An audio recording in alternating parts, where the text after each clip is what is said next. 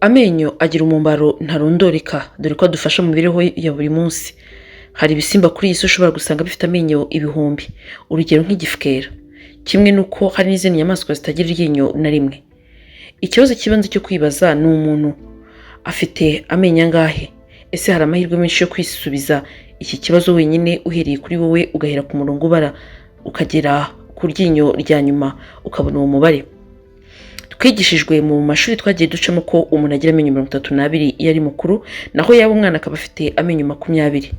Nkuko bitangazwa, umuntu ukuze mu busanzwe afite amenyo 32 niba atigeze akuramo amenyo dukunze kwita muzitsa abantu benshi tuzana dukuze, naho 28 niba warayakuwe cyangwa se ntayo ufite.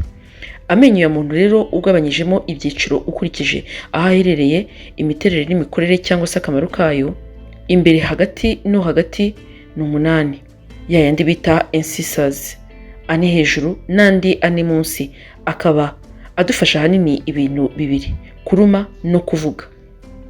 Ku ruhande rwa kabiri, iyo ayo menyo uyakutse, kuvuga biragorana ndetse no kuruma bikaba ibindi. Ku ruhande rwa buri gice cy'amenyo hari amenyo ya cuspid cyangwa se canine ane, amwe asongoye akaba akomeye, ashobora gutobora ibiryo bikaze, urugero nk'igisheke. Noneho hakaza amenyo 8 ya premolaire azwi cyane nka bicuspid, afasha ibijigo byawe 8 mu guhekenya no gukanjakanja.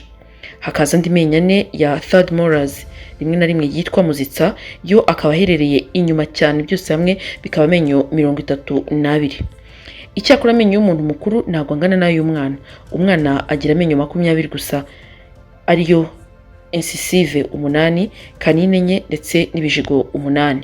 Ikindi kandi abana bagenda bakuka amenyo mu gihe bakura, usanga kenshi rero aya incisive ari nayo akuka mbere, twatwinyo 4 dukunda kumera mbere. Umwana kandi azikuka mu gihe kiri hagati y'imyaka 6 n'8, naho ibijigo byo abikuka mbere yuko yinjira mu bugimbi.